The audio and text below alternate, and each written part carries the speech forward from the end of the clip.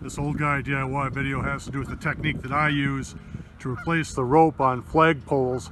In this case, I used some 770 paracord 2 years ago, and a friend has this place and she asked me to come out. She noticed that the rope was broken. Gladly, the part up through the pulley is still there, so I'm going to pull this thing down, replace the rope, and she should be in good shape for another 2 years.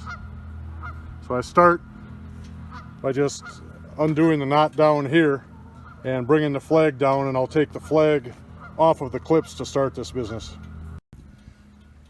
Now, after 2 years of high winds, the paracord failed right there. I suspected that it was going to fail upstream here, right where the pulley is, but it didn't. So anyway, what I'll do now is cut this cord off because it goes through the pulley up there.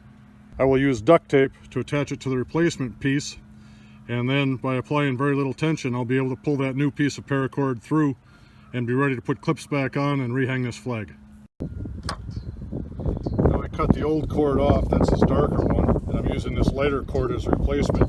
So I just put it on a piece of duct tape, and now I'm going to roll this thing over like I'm rolling up a little burrito, and I should be able to pull it right through the pulley up on top.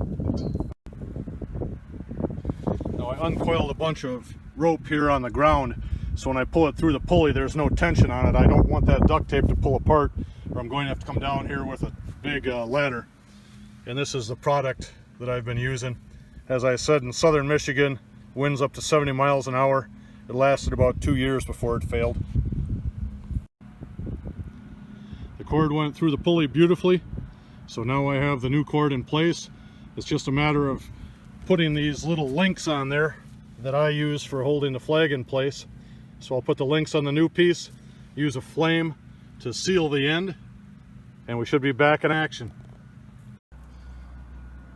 Now for this job I use the torch, and I put a nice little glob of melted goo on the end, and then I'll just tie these two pieces together.